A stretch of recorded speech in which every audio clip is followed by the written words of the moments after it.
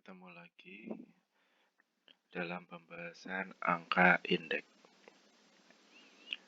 Sering kita dengar mengenai angka indeks.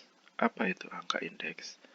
Angka indeks adalah angka perbandingan yang dinyatakan dalam persentase untuk mengukur perubahan. Misalkan perubahan produksi, ekspor-impor, hasil penjualan, jumlah uang yang beredar, dan lain-lain. Tujuan dibuatnya angka indeks itu yang pertama adalah melihat perubahan dalam dua waktu yang berlainan atau dua periode yang berbeda. Tujuan yang kedua dengan dibuatnya angka indeks adalah untuk mengetahui maju mundurnya atau naik turunnya suatu usaha atau kegiatan. Contohnya tadi adalah naik turunnya produksi, naik turunnya penjualan. Misalkan angka indeks adalah indeks harga, mengukur perubahan harga. Indeks produksi untuk mengetahui perubahan yang terjadi pada kegiatan produksi. Indeks biaya hidup adalah mengukur tingkat inflasi yang terjadi di masyarakat. Misalkan kondisi sekarang, bagaimana mengukur tingkat inflasi sebelum atau setelah terjadinya wabah corona. Dalam pembuatan angka indeks, ada dua dasar waktu yang bisa digunakan. Yang pertama yang adalah dasar waktu atau base period, di mana waktu dasarnya adalah kegiatan yang dilakukan, awal kegiatan dilakukan. Yang kedua adalah waktu yang bersangkutan, waktu yang sedang berjalan atau saat ini. Kalau tadi base waktu misalnya kita menggunakan dasar waktu tahun kemarin, ya base waktunya atau dasar waktunya adalah tahun kemarin. Waktu yang bersangkutan adalah waktu yang sekarang. Kemudian jenis angka indeks ada dua. Angka indeks tertimbang dan angka indeks tidak tertimbang. Yang pertama dari kita bahas adalah angka indeks tidak tertimbang, di mana dalam pembuatannya tidak memasukkan faktor yang mempengaruhi naik turunnya atau sebab naik turunnya angka indeks. Di sini ada tiga: angka indeks relatif, angka indeks agregat, atau banyak yang juga menyebut angka indeks agregat sederhana. Yang ketiga adalah angka indeks relatif yang C. Kita langsung pada contoh saja untuk mempersingkat waktu.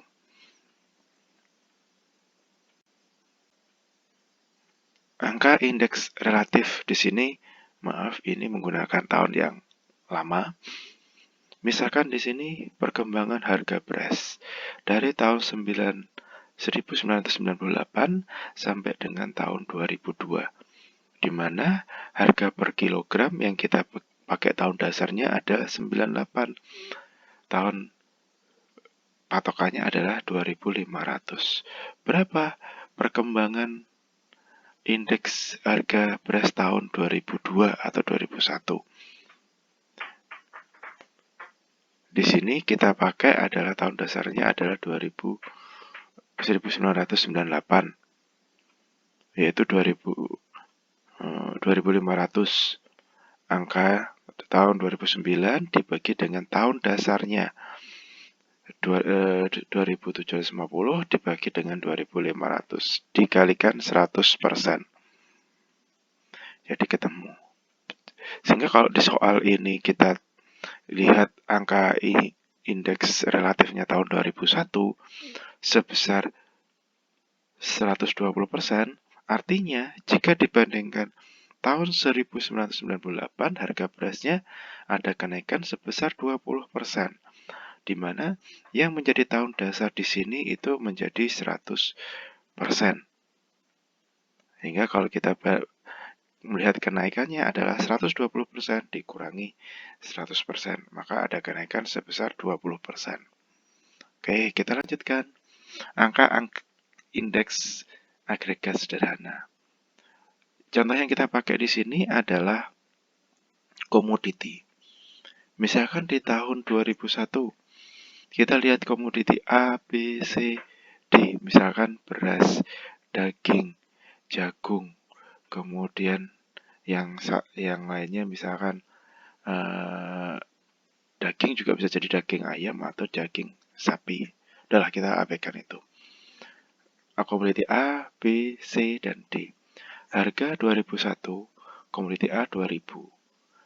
Di sini, ketika kita menghitung angka indeks agregat sederhana, kita lakukan penjumlahan total dari setiap komoditi, total produk pada tahun itu. Semua komoditi kita jumlahkan. Sekarang pada tahun sekarang, misalkan 2002 atau 2020. Kita totalkan juga. Setelah itu kita menghitung agregat sederhananya adalah jumlah tahun yang sekarang dibagi dengan total tahun kemarin, kita kalikan 100%. Maka ketemu 104. Jadi kalau kita melihat agregat sederhana tahun 2002 adalah sebesar 104, akan mengalami kenaikan dibandingkan tahun 2001. Ingat, tahun dasarnya ini selalu nilainya sebesar 100%. Yang ketiga, rata-rata. Kalau ini kita tidak perlu menjumlahkan, tapi kita langsung tahun sekarang dibagi tahun kemarin kalikan 100%, kemudian persentase ini kita total, kita jumlahkan, ketemu 422,23%. Karena ini rata-rata, kita pukul rata saja setiap tahun bahwa kenaikan tiap tahunnya sama. 422 dikurangi 422,23% dibagi 4. Karena ini ada 4 komoditi yang kita lihat. Jadi kita gunakan rata-ratanya. Ketemu kenaikannya adalah 105,6%. Ingat, tahun dasarnya di sini adalah 100%. Jadi pasti kita melihatnya adalah 105 dikurangi 100%, 105,5, 105,56 dikurangi 100%.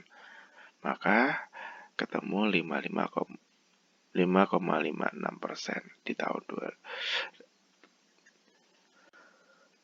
Yang kedua, angka indeks tertimbang. Di sini ada 3 yang dimana kita tidak bisa lepas kita menghitung lepas antara satu dengan yang lain. Indeks Las Perez yaitu angka indeks yang tertimbang dengan faktor penimbang kuantitas tahun dasar atau tahun 0. Tahun awal, kalau tadi ini adalah tahun 2001 tahun awalnya. Indeks Pasques adalah angka indeks tertimbang dengan faktor penimbang kuantitas tahun T. Tahun yang dihitung angka indeksnya. Misalkan kalau di sebelumnya tadi adalah yang kita hitung adalah tahun 2002. Ini tahun T-nya. Atau QT.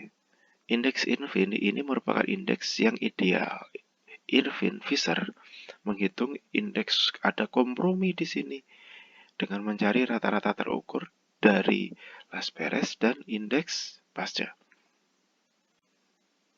Penimbang di sini. Ada penimbang di sini, ada hal yang dipertimbangkan. Ini rumusnya. Las Perez adalah IL, harga, sama dengan sigma PT pada price pada tahun T dengan quantity QO pada tahun dasar, jumlah pada tahun dasarnya, dibagi dengan PO sama dengan QO kali 100%. Nah, Las Perez juga ini T itu pada tahun ke T. Indeks Irvin adalah indeks Las Perez dikalikan indeks Pasteur, hasilnya di akar. Ini contohnya, harga satuan tahun 2011 dengan 2010 di sini. Ingat di sini karena ini harga satuannya pasti dalam rupiah. Oke, ini soalnya, kita masuk ke pembahasannya. Ini QO adalah jumlah pada tahun pertama, QT adalah tahun kedua. Kalau di sini tahun pertama 2010, ini 2011. QO, QT-nya. Sementara di sini adalah price-nya, harga PO, dan ini PT-nya. Ini kita hitung yang ada di sini atas ini itu adalah kita memudahkan untuk mencari jumlah sigma. Jadi kita PT udah ketemu PT kali QO di sini. PO kali QO, PO kali QO, udah PT kali QT, PT kali QT. Kemudian di sini adalah PO kali QT. Nah, sudah tinggal mengalihkan. Kalau sudah ketemu di sini jumlahnya, kita tinggal dari rumus ini kita tinggal memasukkan saja hingga ketemu jumlahnya. Akhirnya indeks Las Perez tahun 2011 adalah sebesar kenaikannya adalah 3%, 3,9% dibandingkan tahun 2010. Begitu seterusnya. Saya kira ini bisa dipahami dengan mudah. Kita lanjut latihan soal. Ingat latihan soal, ingat ini harga satuannya. Karena harga satuannya adalah mata uang, baik itu rupiah, dolar, maupun yang jelas ini harus mata uang. Tidak mungkin yang lain harga. Silahkan ini latihan soalnya dibuat, saya rasa mudah untuk latihan. Terima kasih, kita ketemu lagi pada pembahasan berikutnya.